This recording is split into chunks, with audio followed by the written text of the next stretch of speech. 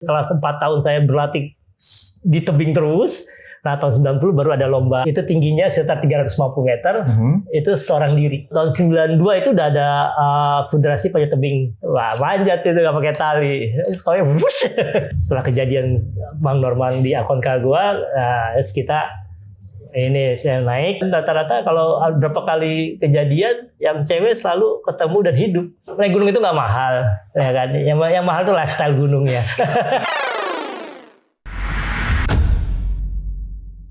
Halo, selamat datang di Retroism Plus 62. Kenangan masa lalu menambah semangat dan energi masa kini untuk menyambut masa depan. Selamat hari gini para Retrois, kembali bersama gua Pak Lur Lebong dan ditemani oleh rekan gua Exki. Dan di tengah-tengah kita ini ada narasumber yang boleh diperkenalkan siapa? Nah, saya Bucai. Bucai, ya. Oke. Selamat datang untuk Om Bucai. Terima kasih untuk kedatangannya Om Bucai. Om Bucai, ini menarik sekali. Yang gue tahu nih Om Bucai adalah seorang adventurer. Kalau bahasa kerennya dalam bahasa Indonesianya pegiat alam bebas.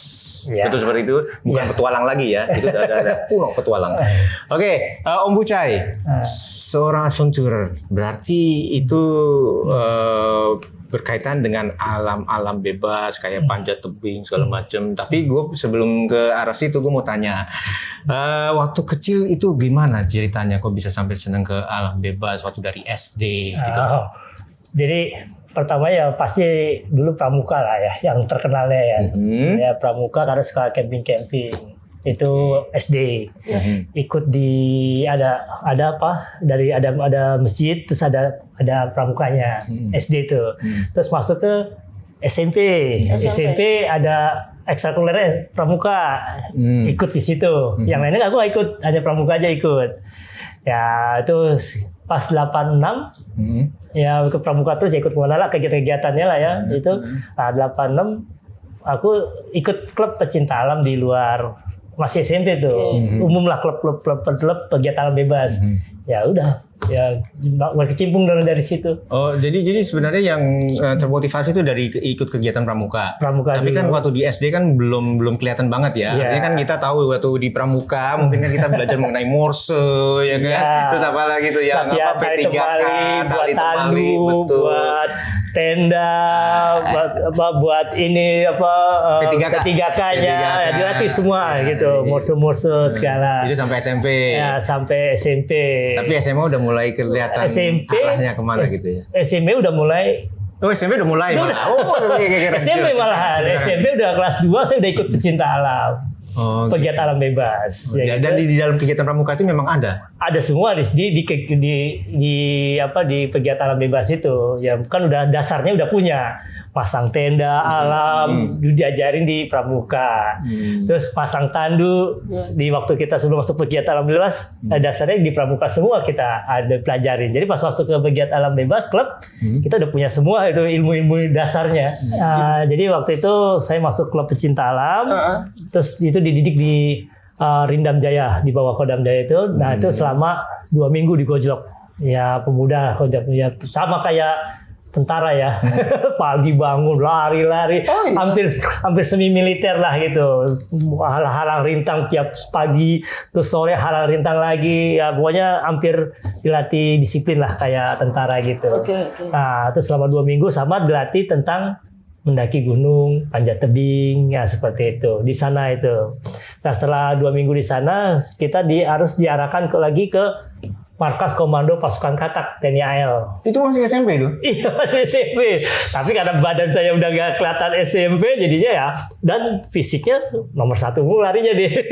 Walaupun masih SMP sama teman-teman ada udah SMA, udah ini ya. Ada udah mahasiswa ya aku ya itu. Tapi masih bisa menyaingi lah tenaga dan ininya. Sorry itu kan SMP. Berarti pendidikan formal yang Mas Om Bucai itu gimana tuh? Atau itu di sekolah? Lagi liburan sekolah. Itu pas liburan. Biasanya pas selalu pendidikan dasar itu 3 minggu pas liburan sekolah. Selalu pas liburan sekolah. Emang dibuatnya pas liburan sekolah. Terus ya di Komando Pasukan Katak ya kita dilatih masalah laut. Ya dilatih dayung, ya dayung perahu karet, dilatih nyelam, ya dilatih survival laut. Nah di situ sama tentara Kopaska dilatih. Kopaska langsung. Iya, Kopaska langsung. Berarti komando pasukan katak kita. Berarti kita ya digocok sama dia. Udah scuba diving itu juga dong? Iya, kita udah nyoba scuba diving juga. Itu 86 lah, tahun 86 itu udah pakai tabung, udah di markasnya dia, kita latihan di situ. Nah, terus dari situ ya selesai pendidikan, ya dilantik jadi anggota. Udah tiap minggu deh, nggak pernah di rumah. Namanya Sabtu siang jam 2 udah kabur tuh. Nggak ada di rumah tuh. Tidur di tebing. Udah ya, atau di sekretariat latihan pendalaman udah hampir tiap minggu udah sampai sekarang dulu itu nggak pernah di rumah. Jadi ya naik gunung, ya ini, ya manjat gitu. Luar biasa ya. Itu udah SMA itu ya? Iya, jadi hampir tiap minggu lah, hampir enggak ini. Berarti 80% kehidupannya Om Bucai ini lebih banyak di luar daripada di rumah ya? Iya, hampir. Alam bebas. Ya kalau dulu kan sekolah sampai jam 12. Selesai pulang langsung ganti baju, langsung kabur itu.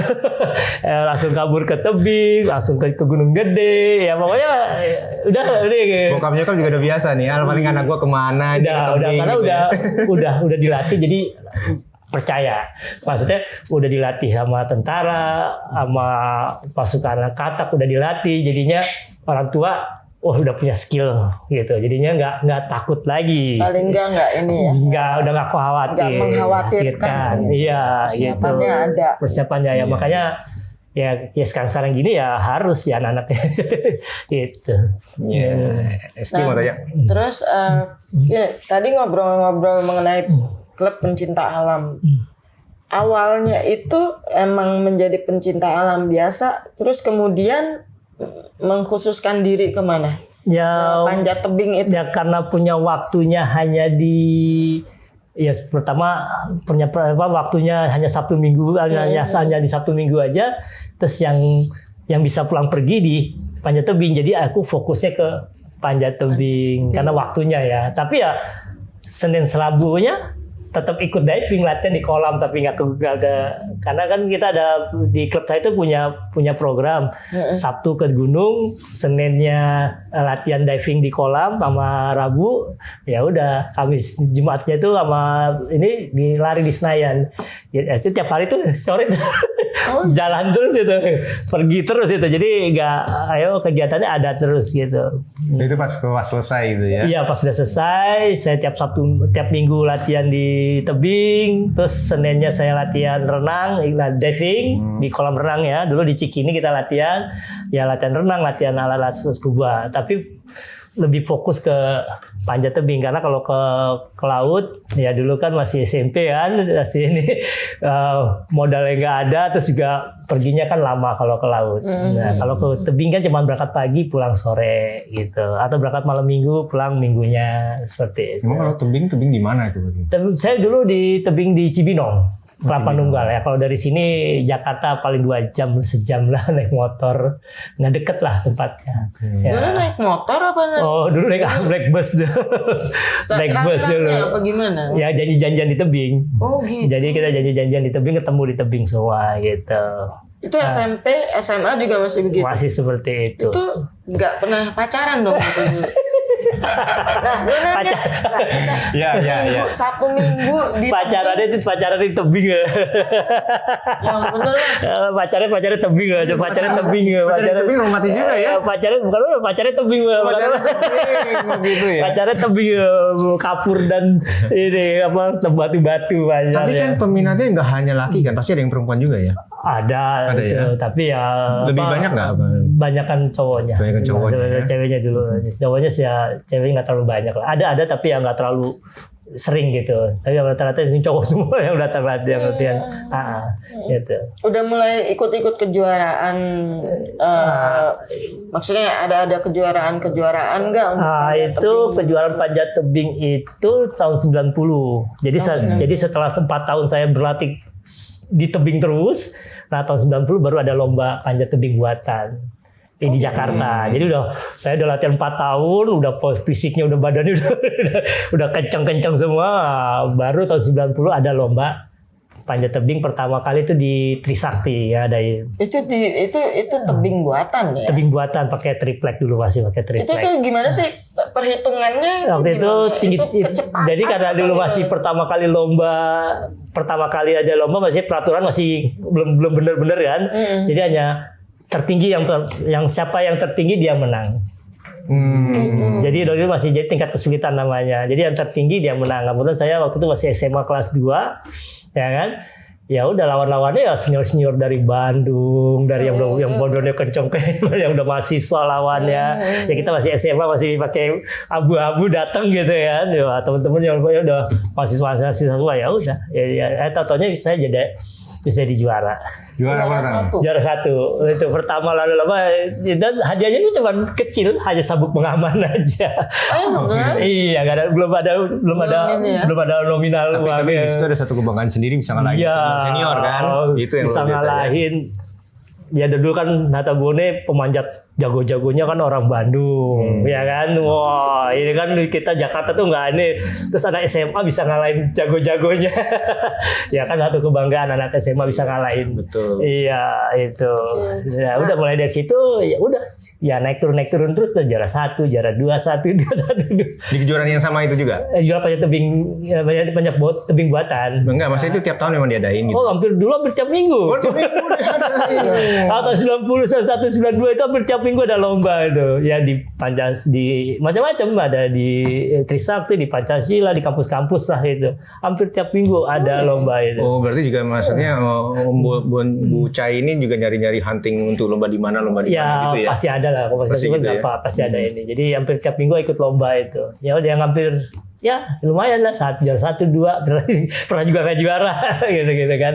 Berarti medalinya atau sabuk pengamannya udah banyak dong di rumah. Banyak kalau udah ininya, pialanya udah banyak gitu. Tapi bukan hanya sekedar sabuk pengaman tadi kan? Piala udah gede-gede. Udah piala gede-gede. Udah banyak kedain ya. Inilah lumayan ini. Hampir semua lomba diikutin, saya ikutin waktu SMA. Aku pengen nanya Mas Budi, gue pengen nanya, kalau panjat tebing waktu itu kan tebingnya buatan ya. Tapi panjat tebing tuh ada yang alam. Di alam. Saya juga di alam. Jadi tetap latihannya di alam. Ya, tetap latihan tiap minggu tetap di alam. Kalau misalnya nggak ada lomba, saya tetap ke alam tetap. Nah, itu karena tetap. Jadi buat di alam itu saya buat latih saya untuk latih buat lomba panjat tebing di buatan.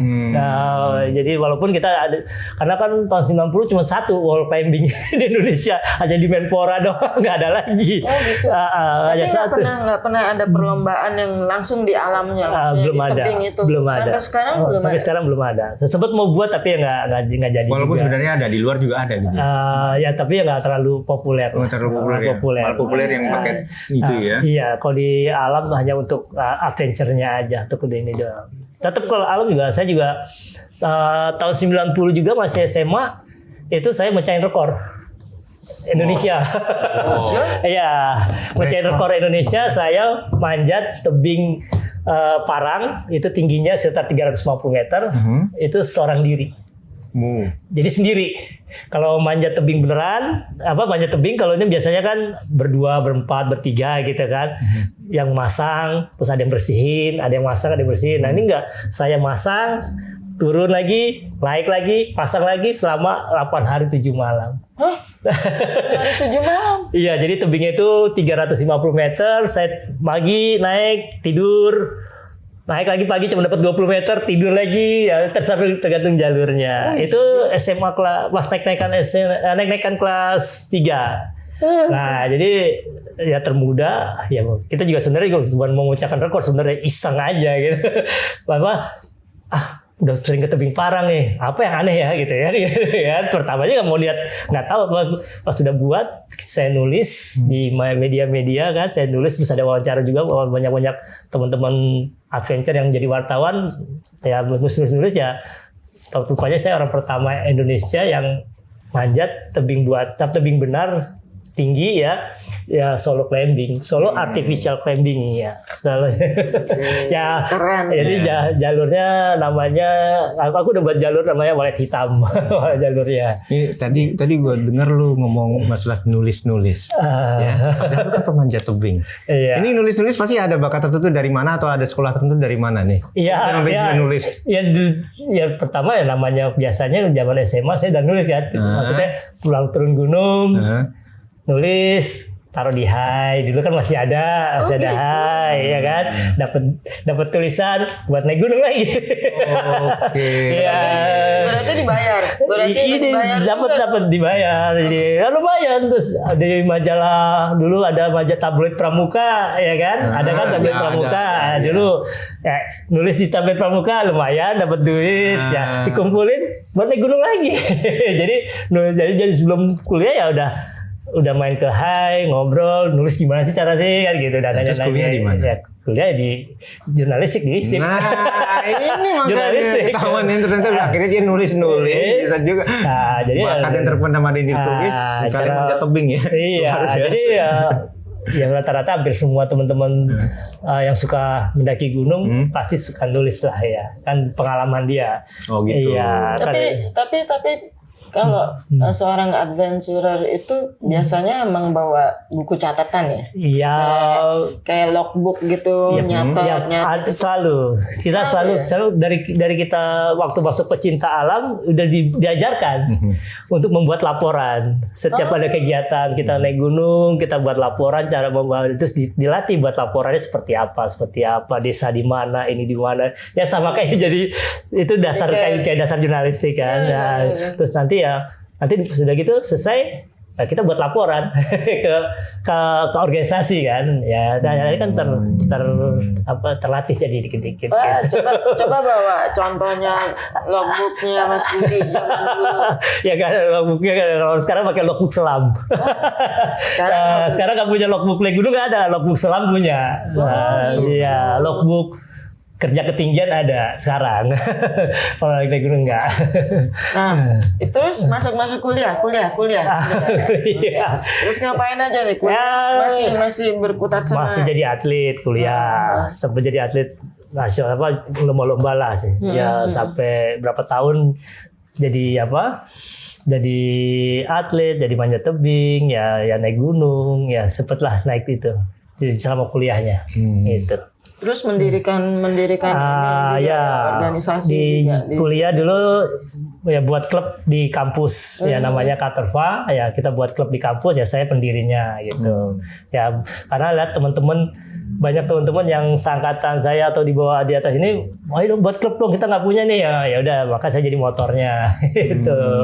Terus dulu diizinin itu bikin klub itu harus ada izin dari kampus atau gimana? Ya pasti izin dari kampus ya, kebetulan dengan background saya yang ya udah kemana-mana ya kan, udah naik gunung, udah ke Jayawijaya, udah kemana-mana, jadi kampus percaya pendirinya emang di situ. Ya jadinya mudah mendirikannya, nggak sulit gitu. Lebih sering di kampus apa lebih sering di kayaknya lebih sering di tebing di kampus absen udah ngabur lanjut gitu absen. Jadi karena waktu kuliah berapa kali lomba juga di luar negeri kan, di Cina, di Singapura, di Prancis. Jadi fokusnya tahun depan ada lomba nih, 6 bulan lagi ada lomba nih di sini di Singapura. Semangat latihan. Jadinya mempersiapkan itu ya nggak segampang atlet tuh, nggak sebulan gitu, nggak. Saya tuh mencapai tuh 5 bulan persiapannya itu nggak udah gabung, maksudnya gabung sebagai atlet nasional atau gimana? Udah ada tahun berapa? Tahun 90 tahun 92 itu udah ada federasi panjat tebing. Nah, tapi belum di bawah KONI. Tapi udah ada federasinya, udah ada ininya, udah pengurusnya udah ada. Okay. Terus dari berbagai negara tadi yang disebut, yang paling berkesan tuh kejuaraan di mana? Ya, yang pasti juara aja tuh Singapura 93-94 saya juara 2 kali gitu. Bisa mempertahankan gelar gitu kan. Kalau di Prancis kita nggak terlalu, ya di Cina ya peringkatnya jauh, peringkat 7 kejuaraan Asia. Nah, yang di Singapura saya bisa 2 kali juara. Kalau di Singapura kejuaraan apa? Oceania. Jadi Oceania. Jadi Asia dan Australia dan New Zealand. Jadi lawannya. Gitu. Tapi kalau yang di Cina yang gagal tuh yang Asia aja. Lawannya Korea, Jepang, Filipina, Thailand, lawannya itu aja. Berat Mas kalau yang Korea yang berat dulu. iya. Jadi lawan saya itu zaman saya jadi atlet, lawan saya itu Jepang dan Korea lawannya beratnya. Ya kalau sekarang kan udah mulai banyak. Kalau dulu cuma Jepang, Korea, Indonesia itu 3 yang Indonesia jadi top 3 ya berarti? Iya, di Asia itu. Di Asia dulu. Okay. Jadi Jepang, Korea, Indonesia itu. Kita putih ya. Iya dulu. Terus sekarang udah mulai Singapura dan nyusul gitu. Wah, sayang loh. Ya, tapi tetap Indonesia tetap nomor 1. Apa sih Mas ininya kelebihannya mereka karena postur tubuh atau karena kelebihannya ya karena dia lebih ilmu panjat tebingnya, kalau ilmu keluarganya bagus gitu aja. Tentang olahraga panjat tebingnya dia lebih maju ilmunya. Oh, gitu. Ya, kalau saya kan nggak pakai pelatih waktu itu, masih belajar sendiri, baca buku, latihan sendiri. Kalau dia kan udah punya pelatih, udah punya ini, ada telat dari ini. Tapi juga mungkin program dari pemerintah sananya. Iya, dan kita juga belum di bawah KONI waktu itu saya berangkat. Jadi masih di bawah federasi. Jadi kita masih biaya sponsornya sponsor orang tua. Jadi belum ada sponsor federasi, kita berangkat biaya sendiri. Jadi kita biayanya lumayan ya pas ada ini ada aja yang mau biayain kita orang tua. Jadi belum ada. Kalau saya enak biaya kan pemerintah yang biayain, kalau dulu enggak. Itu pas masuk KONI terlibat dalam olahraga panjat tebing itu tahun berapa itu? KONI ya tahun stars. Ya 99 udah mulai masuk. 99 ya. Udah mulai. Dan itu udah mulai ikut kejuaraan yang lebih besar lagi. Dan lebih terarah. Dan ikut juga Om Bucai. Oh, udah enggak lagi. Oh, sayang. Iya, aku berhenti 97 udah mulai mikirin kuliah lagi. Udah. Mikirin kuliah lagi. Orang tua mau jadi pemain, mau jadi S1 nih. Oh ya S1 aja deh. Jadi udah kelamaan itu. Udah. Gitu. Pernah ngalamin cedera ya Mas? Iya, dulu 3 bulan 4 bulan pertama kali ikut panjat tebing, ya saya jatuh 15 meter.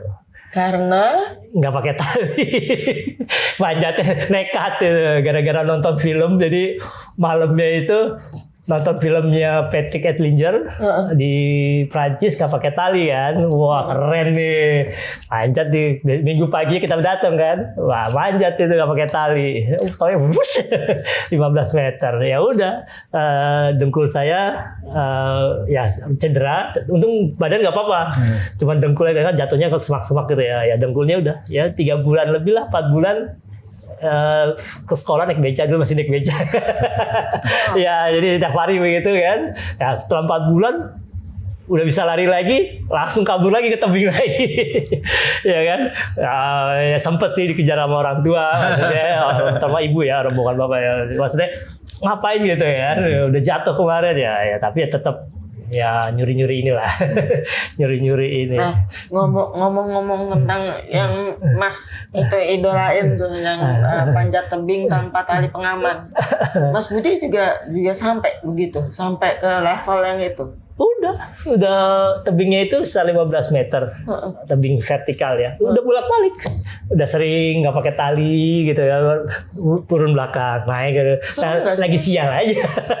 Tapi serem nggak sih? Itu kan ya nama juga masih muda, masih semangat latihan, nggak ada serem-seremnya. Tapi tebingnya itu emang benar-benar ada celah buat. Iya, ada nggak tahu lagi sial kan. Jatuh berarti gitu. Pegang yang jebol. Om Bucai itu mesti mengenal banget dengan bentuk-bentuk batu yang bisa dicengkram itu seperti apa, itu harus tahu. Ya harus tahu, dan jalurnya juga kita udah sebenarnya jalur itu udah sering kita pakai. Ya udah sering pakai, udah tahu pegangan-pegangan yang mana. Ya mungkin udah tahu jalur-jalurnya, udah kita udah pakai tali waktu itu ya, udah sering pakai tali. Ya mungkin ya terus bosen nih pakai tali atau lagi pengen kayak gitu. Nah nggak pakai tali. Wah, ya udah pertama ini mungkin salah pegang atau ada batu yang ambrol, kita nggak tahu pas ya. Oh, itu berarti gue lihat kalau seorang panjat tebing itu harus mempunyai kesabaran satu, terus yang kedua juga ini ya ketenangan dan juga sabar, dan apa ya? Jangan apa daya juang tinggi ya, jangan capek udah males ya, itu mikir juga loh kalau dipikir-pikirin karena batu apa yang untuk berikutnya itu kan iya, gerakannya gimana nah, itu harus harus kita pelajari tekniknya semua, karena kan teknik-tekniknya harus kita pelajari, harus selalu kita ingat terus, banyak simpul-simpul yang perlu dipelajari semua itu. Nah kalau yang gue mau tanya juga tuh ini tebing-tebing di Indonesia itu tebingnya lebih banyak yang berdiri tegak gini atau yang gimana? Banyak lah ya, ada yang tegak, ada yang miring gitu. Ada yang miring. Yang paling serem tuh kalau Mas Budi tuh paling serem tuh tebing yang kayak apa tuh? Ya dulu sih mungkin nggak takut-takut. Nggak ada takut, cuman ya wah ini di Jaya kita kan manjat jalur baru. Jalur yang belum pernah dipanjat sama orang. Di Jaya itu jalur baru yang belum pernah dipanjat sama orang. Jadi kita nggak tahu tuh seperti apa itu. Ya terus mendekati puncak ada jalur kayak atap gitu. Ya kan udah tinggi, udah hampir 800 meter lah gitu ya. Ya kita ya harus kita lewatin itu. Jadi tebing begini nih. Iya kayak gitu, miring gitu. Jadi ya kita akalin karena dengan ya udah biasa teknik, kita tahu ya pelan-pelan kita lewatin gitu. Itu jalur baru. Jalur baru yang belum pernah ya, nama jalurnya itu yang setelah kita berhasil sampai puncak itu jalurnya namanya Norman Edwin. Jadi orang itu ya pegiat alam bebas nomor ya senior saya gitu lah ya, idolanya ya, pecinta alam Indonesia ya. Kebetulan setelah kejadian Bang Norman di Aconcagua gua, kita ini saya naik dengan teman juga ya dari Mapalawi juga, ya udah apa namanya nih jalurnya nih, ya jalur Norman Edwin deh, ya udah apa untuk mengenang teman kita gitu. Ya jadi ya namanya jalur Norman Edwin itu satu malam. Jadi waktu itu ada dari Wanadi dan Kopassus itu 5 hari jalur sebelah kiri.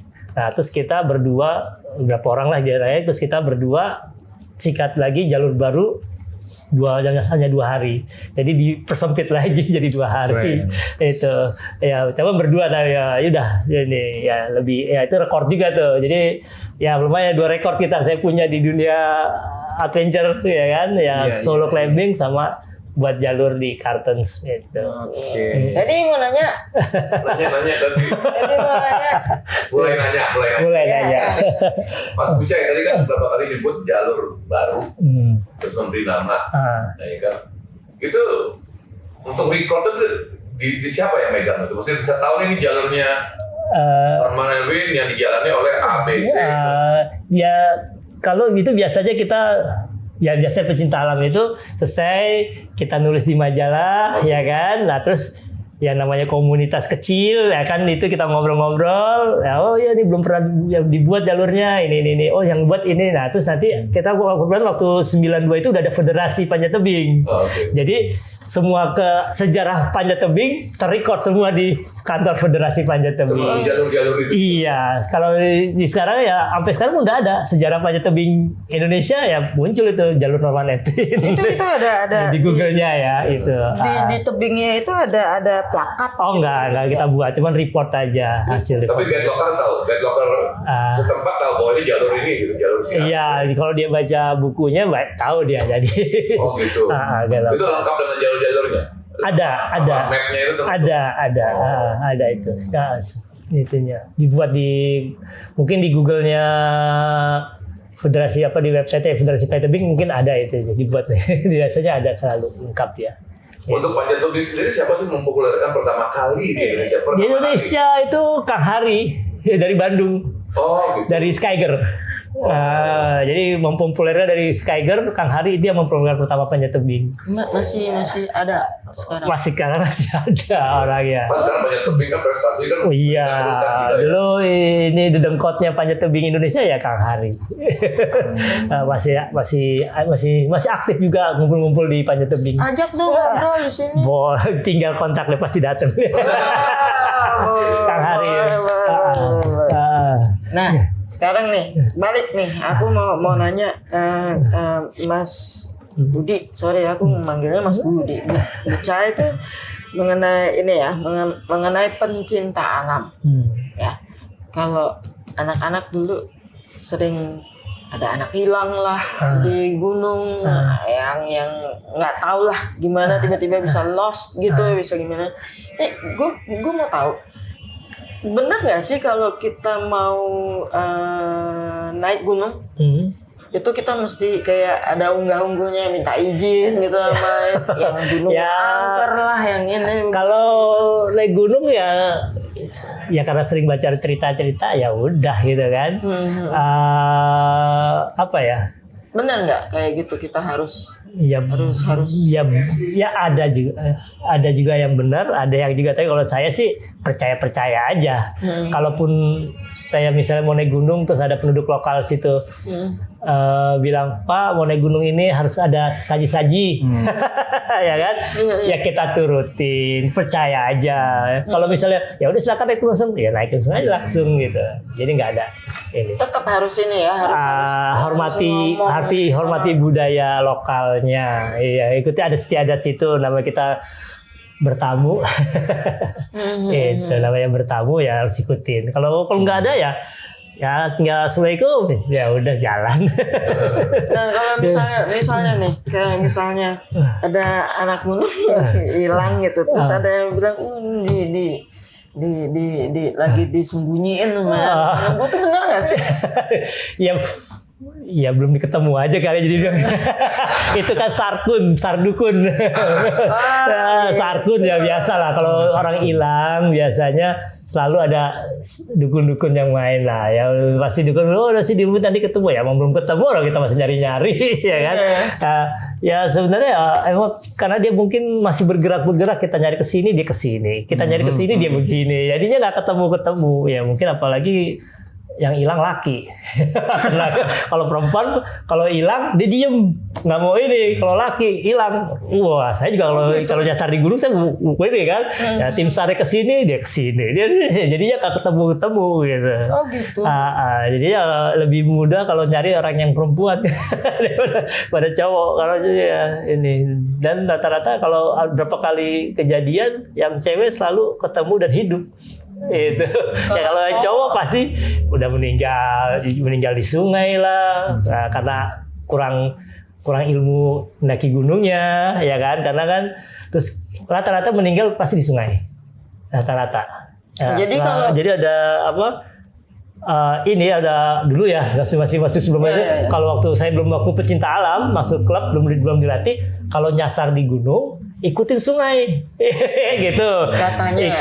Ikutin sungai nanti kan ke kampung Badaran, itu salah gitu kan, karena kalau kita ngikutin sungai, turun ke sungai ke jurang, masuk sungai, kita mau naik lagi udah susah.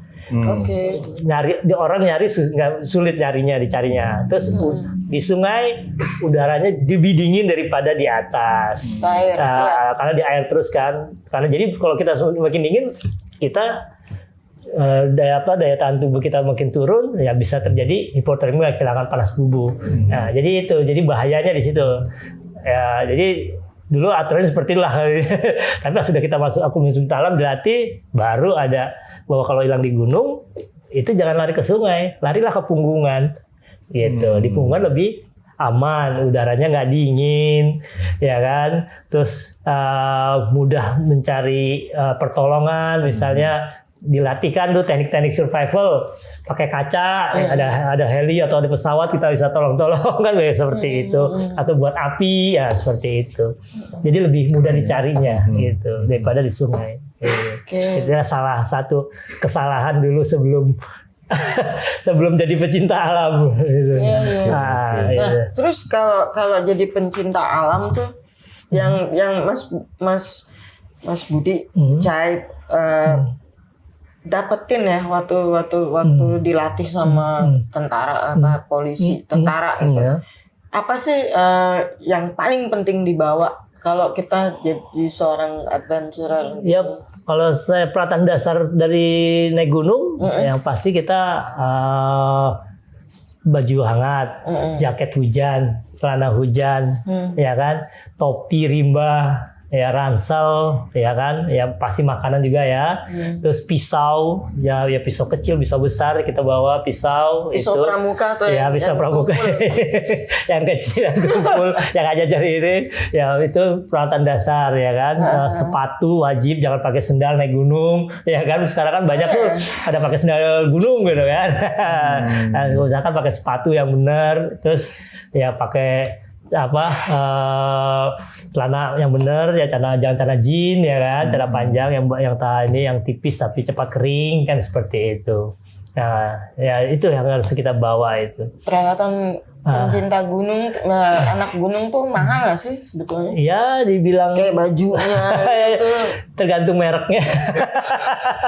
Kalau merek-mereknya lokal-lokal ya murah, ya kan. Jadi nggak dibilang nggak terlalu, naik gunung itu nggak mahal, ya kan. Yang mahal tuh lifestyle gunungnya. Iya itu bergaya di gunung itu. Wah, mesti pakai baju yang merek ini, merek ini, nah itu. Soalnya kalau naik gunung pakai ponco abri kan murah, selesai kan gitu. Ada yang seperti itu yang mesti pakai merek ini. Oh ya, itu kan banyak lah itu. Masih nggak apa-apa itu kan itu ya. Kalau mampu. Kalau aku ya pakai ponco abri udah selesai, murah meriah gitu kan, nggak terlalu yang mahal-mahal kan, kayak gitu. Ya nggak, ini ransel biasa aja. Kayak gitu ya. Oke, Panut. Oke, tadi kan sempat yang dari awal-awal nih, balik ke belakang ya, sempat dilatih sama Kopaska, Komando Pasukan Batak. Berarti itu udah mengarah ke masalah search and rescue juga ya. Nah, yang gue mungkin agak sedikit ini ya kan, tadinya kan Om Bucai itu kan pendaki panjat tebing. Iya. Bisa beralih sampai ke search and rescue tuh gimana tuh? Sebenarnya kalau SAR itu, gabung ke SAR itu kan relawan saya. Oh, relawan. Jadi bukannya tim intinya, jadi relawan. Ya, jadi relawan yang pertama ya, saya bergabung di SAR ya karena saya punya kemampuan, ya kan, ya kemampuan untuk hidup di alam, kemampuan membaca peta, ya kan, mempunyai peralatan yang memadai sesuai dengan tim SAR. Kita punya semuanya. Ya, makanya saya berani bergabung gitu. Ya, bergabung dengan karena ada memenuhi kriterianya itu. Iya, jadi kriteria itu ya itu yang bergabung ke SAR. Ya walaupun SAR gunung, misalnya kemarin di Gunung Salak, saya di SAR gabung ke SAR yang pencarian Sukhoi. Ya saya bergabung di situ. Saya bawa tuh peralatannya, bawa tali. Ini Sukhoi yang waktu itu kecelakaan di Bandung itu ya? Di Gunung Salak, Bogor. Gunung Salak Bogor ya. Iya, yang punya kapal Rusia. Aku ikut SAR. Aku ikut SAR. Itu hari kedua langsung gabung. Langsung naik ke atas, kita lengkap bawa semua, bawa tali, bawa ini lengkap. Kita pokoknya tim saya itu nggak menyusahkan SAR-nya, bawa makanan sendiri, bawa peralatan sendiri, jadi lengkap semuanya. Jadi sampai di sana kita udah siap tempur gitu, dengan peralatan yang sudah kita siapkan gitu. Jadi tidak menyusahkan tim SAR-nya. Kalau bisa kita kalau bergabung ke SAR ya jangan repotin tim SAR ya.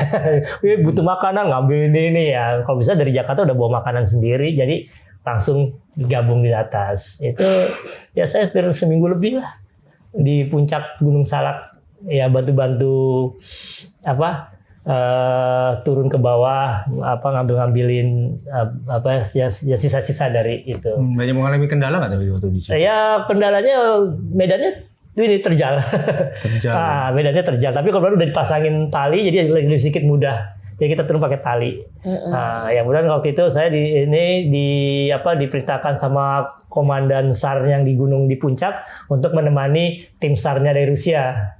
Ya, jadi tim Rusia itu datang kan, nah terus Bu tolong ditemenin supaya dia ini, ya udah saya temenin selama hampir 10 hari lah tuh, saya temenin dia nyari-nyari gitu. Ya jadi ya udah jadi guide SAR. Jadi pemandu SAR sambil ini. Jadi karena kan dia perlu dipandu kan, karena kan dia ini ya ada yang bisa bahasa Inggris, ada yang nggak bisa bahasa Inggris kan campur. Tapi gitu. Pernah mengalami nggak sebagai tim SAR itu sampai istilahnya kayak insiden nasional gitu loh, sampai digabung semua SAR terus ikut serta tuh juga Om Bucai, ada nggak? Saya ikut SAR di SAR Sriwijaya Air ikut. Sriwijaya Air itu? Ya, yang di kemarin di Karawang, terus yang di Pulau Seribu, terus yang di Karawang juga Lion Air ikut juga itu. Jadi ya karena saya punya skill diving juga, ya kebetulan saya juga pelatih selam, ya karena kan kalau mau bergabung harus yang levelnya gini kan ya, karena saya udah punya sertifikat untuk yang bagus ya, gabung ke SAR untuk yang kapal jatuh di laut. Waktu itu saya gabung di POSI, Persatuan Olahraga Selam Seluruh Indonesia, jadi koordinator tim SAR-nya. Kan ada banyak tim SAR-nya, nah saya tim SAR POSI. Gitu. Luar biasa ya Om Bucai. Jadi selain selam, manjat segala macam, sampai udara lah. Pokoknya semua kegiatan alam bebas ya saya ikutin. Tapi ini ya, adalah satu sorry Pandur. Gak apa-apa. Adalah satu kayaknya kalau emang lu udah anak pencinta alam, lu nanti tua lo jadi tim SAR gitu, kayak gitu nggak sih? Ya enggak juga. Enggak juga ya. Iya, okay. Cuman karena punya waktu, ada waktu, kerjaan juga lagi nggak ada.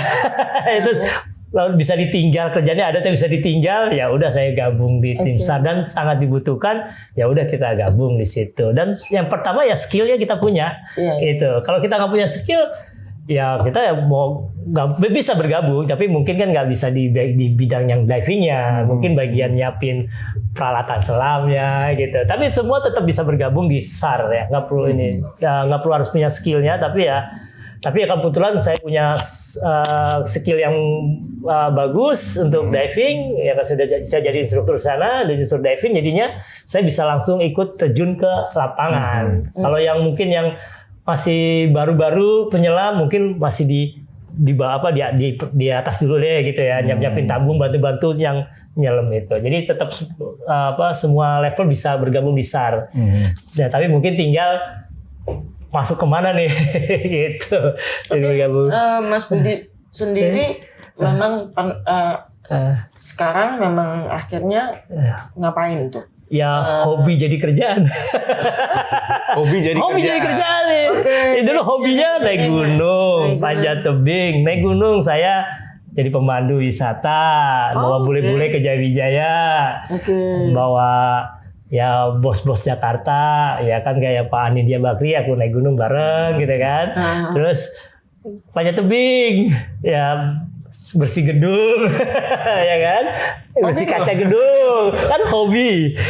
Tahu skill punya, seru turun gedung ya nggak masalah, gampang ya kan, bersih gedung. Saya punya itu juga, saya ngambil sertifikat juga untuk kerja di. Serius Mas? Itu ya ada sertifikat, saya ngambil sertifikatnya di Singapura. Jadi IRATA, International Rope Assisted Association. Jadi sertifikat internasional saya punya. Itu baru kerja di gedung. Jadi bersihin gedung tuh nggak sembarangan. Nggak sembarangan ya. Gue kira itu dari cleaning service yang dari harus dia juga harus punya sertifikat juga. Ya kan ini masalah ketinggian ya. Sertifikat yang lokal punya, pemerintah Indonesia buat, dan semua saya ambil yang punya luar gitu. Karena supaya bisa kerja di luar juga kan gitu. Kerja di luar negeri gitu. Misalnya pengen kerja di luar negeri di gedung-gedung di Abu Dhabi di mana gitu. Ya kan gitu. Atau kerja di offshore gitu, di perusahaan kilang minyak, kan mesti punya sertifikat yang internasional, bukan ini lokal gitu. Terus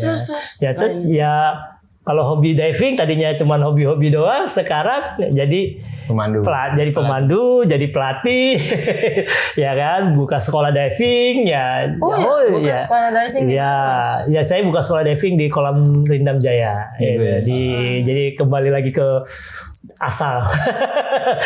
saya di 86 digojok di Rindam Jaya, sekarang kembali lagi ke asal di Rindam Jaya sebagai pelatih nyelam. itu bukan snorkeling lagi ya, udah diving ya. Udah diving dengan alat-alat lengkap, dengan tabungnya segala ini. Iya. Gue mau nanya nih masalah alat-alat lengkap. Kan Om Bucai ini kan di SAR, ya. Waktu itu kan di SAR udah zamannya retro, dan sekarang pun juga masih di SAR kan. Iya. Ada kemajuan tertentu nggak dalam hal-hal ininya? Gak apa tekniknya, teknis masalah teknis ya, itu kayak. Kan Kalau skill pasti udah skill dari orangnya kan. Peralatannya lebih canggih sekarang. Lebih canggih. Kalau dulu contohnya gimana, terus sekarang ditemukan kayak kalau gimana zaman, gitu. Ya mungkin 10 tahun yang lalu ya, kita misalnya nyari orang hilang di di Ciliwung gitu ya.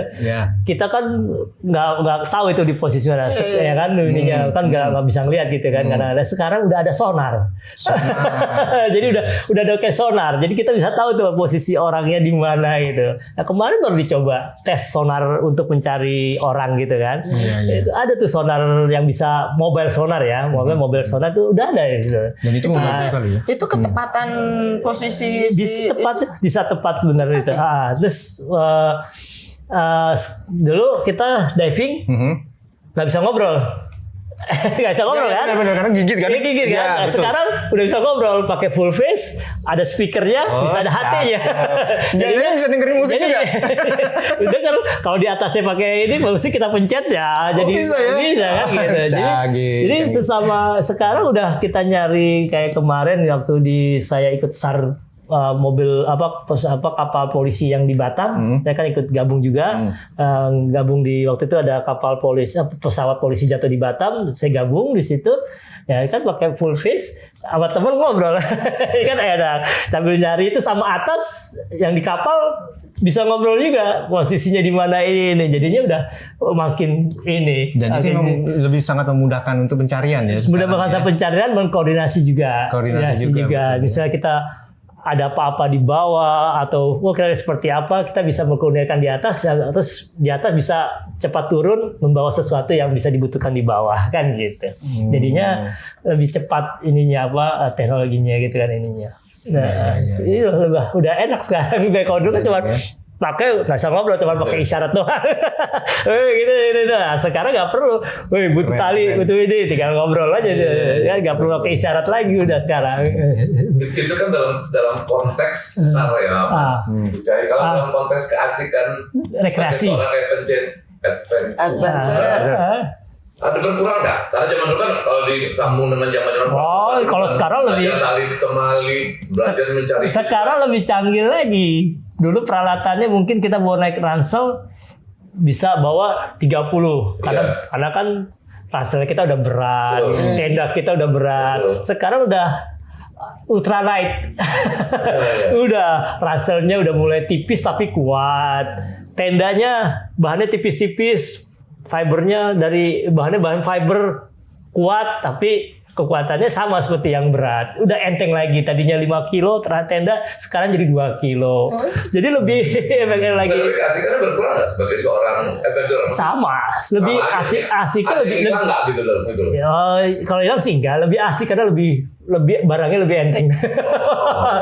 Lebih nyaman ya kan. Terus kalau panjat tebing tadinya talinya pakai 10,5, kita pakai yang 9 mili tapi Kevlar bahannya. Kan lebih enteng.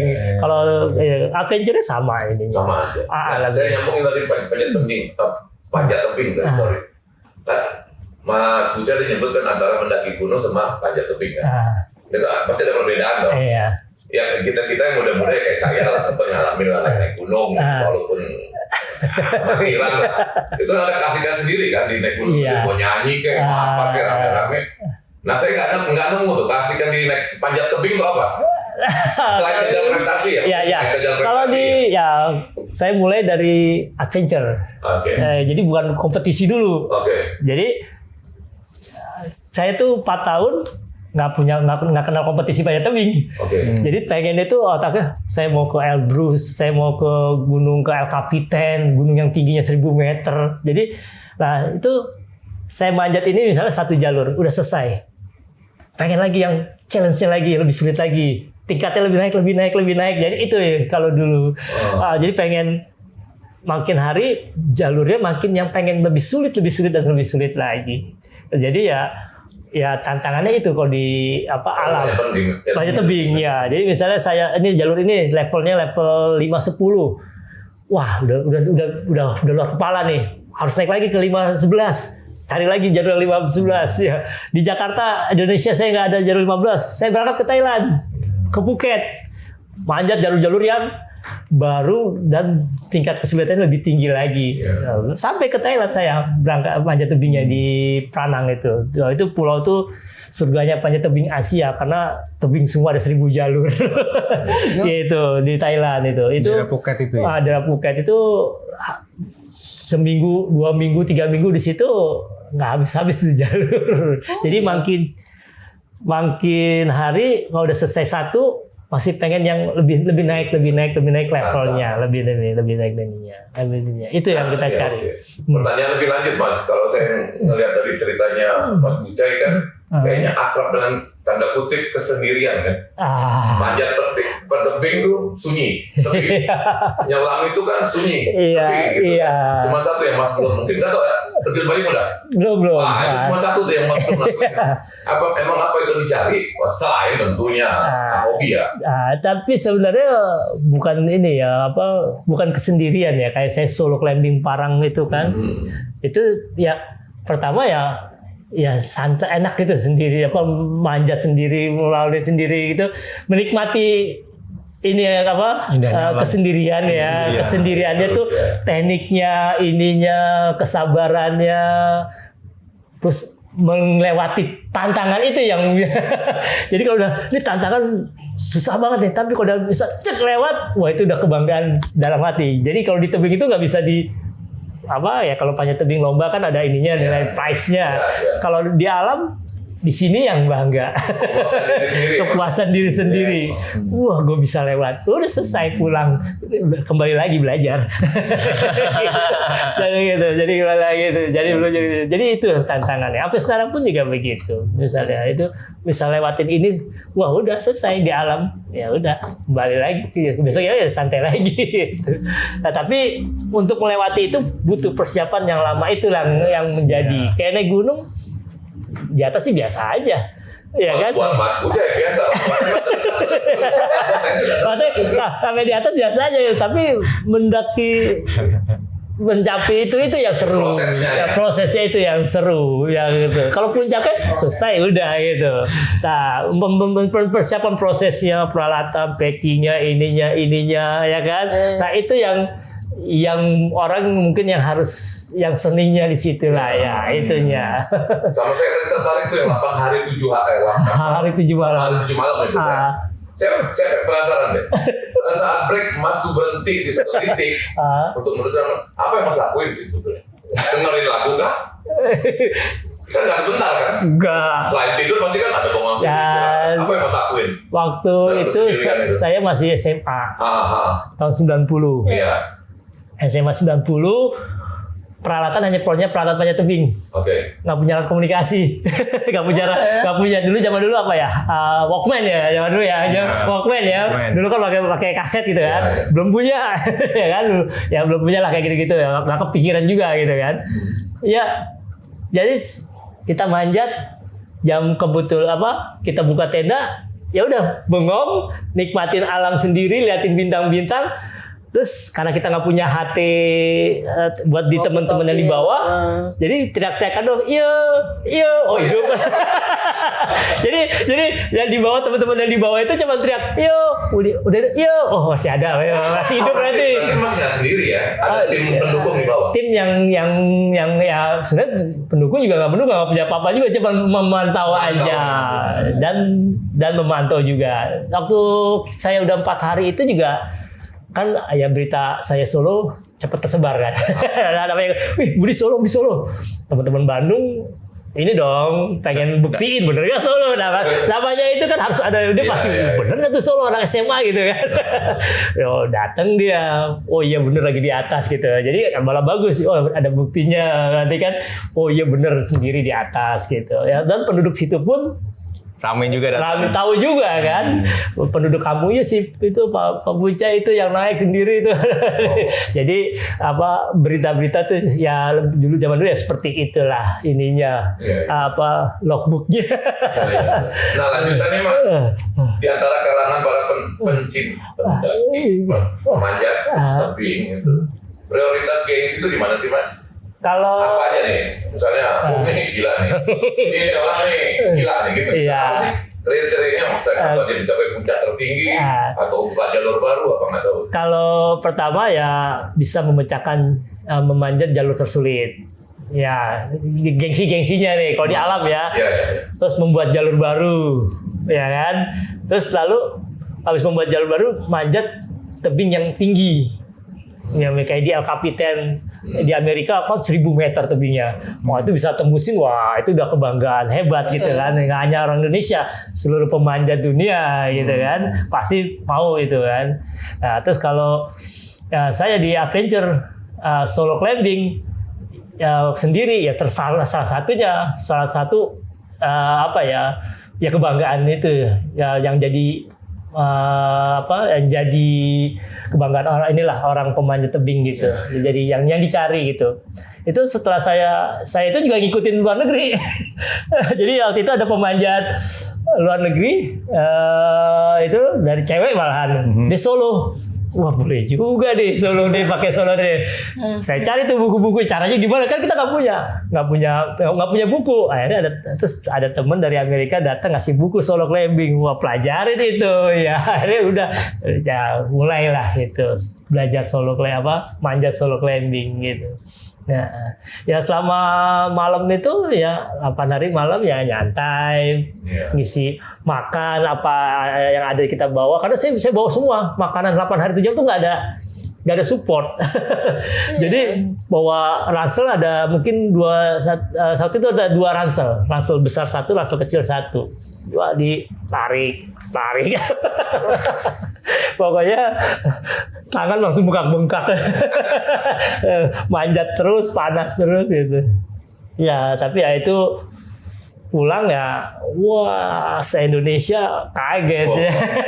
Ya karena anak SMA solo climbing, manjat sendiri gitu kan, atau masih SMA lagi ya. Oh, kalau saya sih ya sempat rame juga di dunia apa? Jadi obrolan dunia pemanjatan tuh. Jadi obrol gimana caranya tuh? Gimana caranya? Ada saya ajarin beberapa teman. Akhirnya ngikutin juga caranya kan gitu. Jadi ada ngikutin juga setelah saya. Dia manjat di Ujung Pandang waktu itu sempat. Nah, dia manjat SMA yang sama ya? Enggak, dia udah kuliah. Oh, ini kuliah. Dia udah kuliah. Ada anak Jogja juga ikut juga seperti itu. Ya tapi kesini nggak ada lagi deh. Udah habis. Penganjat tebing. Udah habis karena? Ya mungkin nilai kegiatan adventure kurang kali atau mungkin anak-anak sekarang udah itu menarik itu Mas. Masalah naik gunung kan kalau anak daerah kita kan ini banget lah, booming banget anak gunung tuh salah satu idola aja selain anak basket anak-anak cari maksudnya. Nah sekarang tadi pergeseran tuh anak-anak malah menghindari alam Mas sekarang. Kalau didorong balik ke alam Mas sekarang ada glamping apa kayak gitu.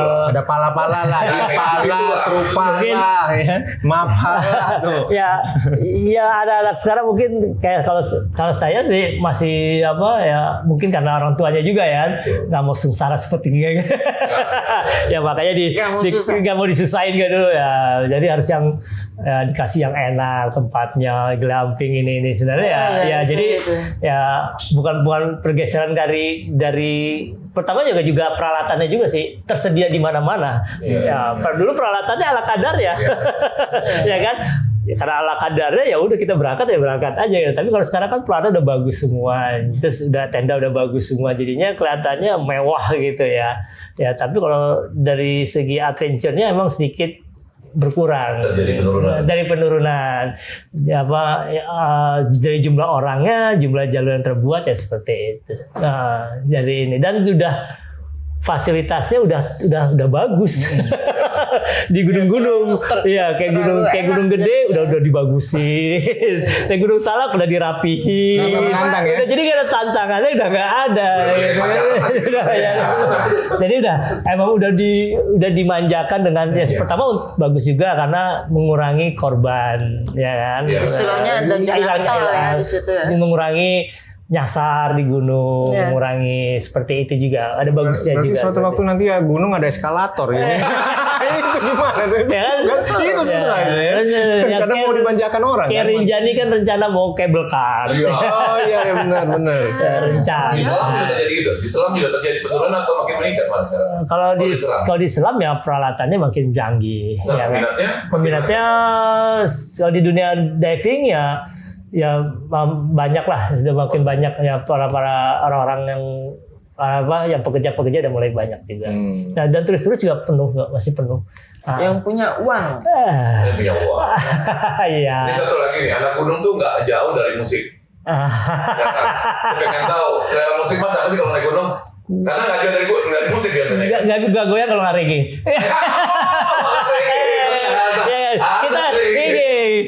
Kita kan di musik dugem nggak goyang gitu ya. Kalau reggae goyang sendiri ya. Goyang kalau itu. Kalau film ada yang direkomendasikan nggak mengenai panjat gunung atau kalau film ya soalnya gue ada satu nih yang bagus tuh Cliffhanger. Ya Cliffhanger bagus itu Cliffhanger sama yang baru yang ini yang ada actingnya boleh itu. Cliffhanger juga bagus filmnya karena itu emang benar-benar dia manjat solo Wolfgang Gulit. Ininya stuntman-nya Wolfgang Gulit namanya. Stuntman dari pemanjat top Amerika. Ya kan itu stuntman-nya itu benar-benar emang dia solo nggak pakai tali dia manjat itu. Emang bener dia. Itu. Iya. Terus kalau anak-anak sekarang kalau mereka tertarik dengan panjat pinang, tempat nongkrong anak panjat pinang. Belum 17 hari. Iya. Gue juga nggak. Sorry. Mereka datengin kemana biasanya? Kalau panjat tebing. Sekarang kalau panjat tebing itu udah bagus banget fasilitasnya. Semua gor, semua kampus ada panjat tebing. Jadi nggak susah lagi. Kalau dulu kan gelanggang remaja pasti nggak punya. Sekarang setiap gelanggang remaja di mana aja pasti ada wall climbing, tempat nongkrongnya wall climbing. Jadi nggak sulit sekarang. Nah, yang sulitnya sekarang adalah bagaimana yang latih supaya aman panjat tebing itu. Nah, jadi kita nggak bisa datang. Nah, kalau bisa kita cari pelatih atau teman yang ngerti panjat tebing, safety-nya supaya tidak terjadi celaka. Itu yang ada sertifikasi juga untuk Indonesia, untuk lokal. Untuk pelatih kita ada, ada pelatihannya ada pelatih. Maksudnya ada sertifikasi tadi? Ada sertifikat untuk pelatih ada. Oh ada juga. Ada kita sertifikat pelatih. Pasti kan Ada pelatih. Ada sekarang ada bilayer aja ada sertifikatnya.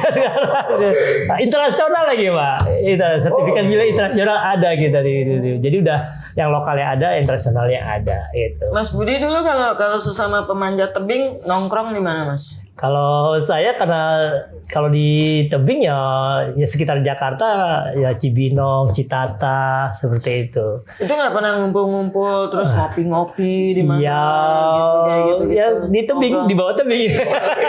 Di warung-warung Di warung-warung tebing. Nggak bisa. Jadi bisa nemuin. Kalau nongkrong di kafe itu malah kita nggak pernah kita nongkrong gitu. Kita pertanyaan yang salah. Kita di warung emak tebing ya kan, emak gunung sana atau di kaki gunung di warung-warung di Gunung Salak. Nah, itu kita ketemunya di situ malahan. Kalau di Jakarta ya jangan terlalu gitu. Ya kan. Mas, satu lagi Mas. Mas kan diving nih. Iya. Mas, ini nggak sih kepikiran nggak sih suatu saat diving untuk mencari harta karun? Suatu saat sekarang pun mau, Pak. sekarang aja suka kalau lagi nyelam sambil lihat-lihat harta karun ada nggak, ya kan? Nemu akhirnya suka-suka nemu sepatu, masker. Oke. Wah, lumayan nih masker nih, punya siapa nih? Kemarin di Bali saya lagi diving nemu drone. Ya kan? Ada drone. Ada drone jatuh gitu kan. Aku ambil ya kan drone. Ya kan emang nggak dipakai kan, aku bawa aja. Terus iseng aja gitu kan. Ada namanya ya kan. Saya cek di Facebook, muncul namanya. Saya kontak, saya nemuin drone kamu nih. Tau-taunya orang Australia gitu kan. Iya, terus dia ngobrol-ngobrol, Budi itu drone baru saya beli seminggu nih. Terus dikasih fotonya terakhir sebelum drone-nya jatuh. Tapi mas nggak tertutup kemungkinan kan seorang diver itu diperlukan untuk oh ya pasti mencari sesuatu harta karun. Iya pasti itu kita pasti kalau udah levelnya udah mulai tinggi, ya udah skill-skillnya bagus, terus kita tahu ada ya harta karun yang apa kita cari dan itu tidak melanggar ya kan. Om Bucai kalau ada panggilan seperti itu saya ikutan dengar ya. Oh iya. Kita ikutan dengar ya. Iya ikutan dengar. Saya juga sering diikutin. Kemarin terakhir ikut dari BRIN, Badan Riset dan Investasi Nasional. Saya diperbantukan. Jadi ada profesor dari LAPAN, yaitu melakukan penelitian. Saya ikut di situ digabung. Nah dia Bu Profesor itu membutuhkan diver untuk mendokumentasikan untuk di bawah laut seperti apa setelah dia lihat dari antariksa gitu, dari satelit dilihat sama dia, difoto titik-titiknya ditandain. Nah saya untuk melihat bawahnya, jadi sangat diperbantukan juga gitu untuk diver juga gitu. Jadi ya banyak bisa jadi tim SAR, bantu untuk saintis ya kan, untuk ini profesor yang membutuhkan ya kita bantu seperti itu. Ada pesan nggak mas nih terakhir nih, pesan buat calon-calon pemanjat tebing, calon-calon adventurer. Pesan saya kalau bisa, kalau yang mau bergabung di kegiatan alam bebas, baik panjat tebing, itu disiapkan fisik yang bagus, ya. Badan dibuat sehat, ya, selalu sehat, selalu berolahraga, ya. Jadi jangan mau naik gunung, langsung naik gunung ya. Kita mempersiapkan diri dengan olahraga dulu, mempersiapkannya, terus berlakulah hidup selalu sehat selalu ya makanya makanan sehat, tidur sehat, supaya nanti kalau kita sehat naik gunung kayak kita happy, pulang happy juga ya, dan di gunungnya juga nggak happy juga di gunungnya karena kita nggak capek, nggak lelah, nggak ini ya. Makan nggak ada pantangan kan? Makan nggak ada pantangan kan? Vegetarian apa gitu? Karena sering olahraga, alhamdulillah nggak ada tantangan nih. Makan apa aja ya. Itu kira-kira itu. Nggak ada masalah ya makanan ya. Kalau begitu, Mas, makasih ya Mas. Oke, sama-sama. Udah datang ke sini. Udah. Oke, terima kasih Om Bucai. Ya, sama-sama kasih. Wah, cengkramannya mau banget gua dicengkram nih. Terus Budi, makasih Pak Kalun. Oke, kalau gitu Retrois, kalau memang obrolan ini santai dan menarik, jangan lupa komen, like, share, dan subscribe.